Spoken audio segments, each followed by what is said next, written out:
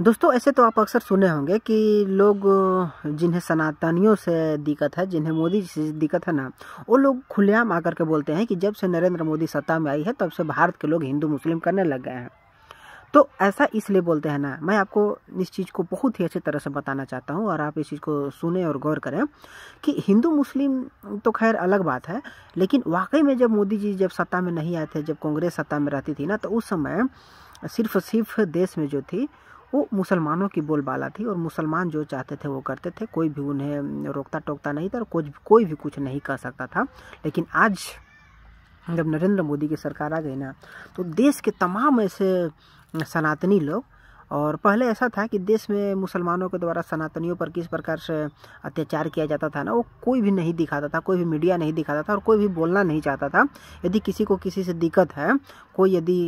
हिंदू बस्ती में जा कर के गाय भी काट रहा है ना, तो कोई भी हिंदू उसके खिलाफ नहीं बोलता था, क्योंकि उसे डर थी, क्योंकि ये जो मुसलमानी गैंग है ना, वो जो चाहे वो कर सकती है हिंदुओं के साथ। लेकिन जब नरेंद्र मोदी सत्ता में आए ना, तब ऐसा नहीं हुआ और हिंदुओं में एक अलग से उत्साह जगी और उनमें निडरता उत्पन्न हुई कि यदि देश में अगर कुछ गलत हो रहा है तो उसे हम आवाज़ उठा सकते हैं, किसी को बता सकते हैं, सरकार को बता सकते हैं, और सरकार 2014 के बाद सुनने भी लगी। देश में तमाम ऐसी एक्टिविटी होती रही है, जैसे लव जिहाद का मामला हो गया। किस प्रकार से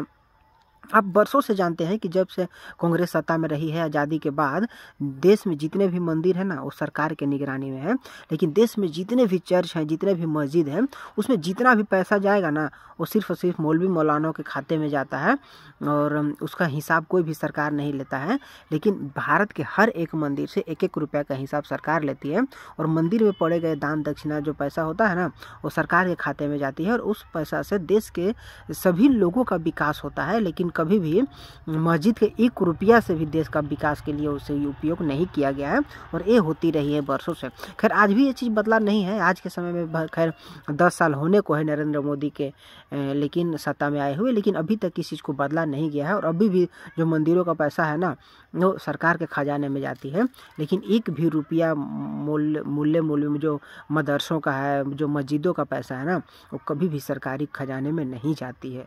तो इस प्रकार से अत्याचार और बहुत सारे जो लंबी लिस्ट है, जिसको कि आप देख सकते हैं, सोच सकते हैं कि किस प्रकार से बरसों से कांग्रेसियों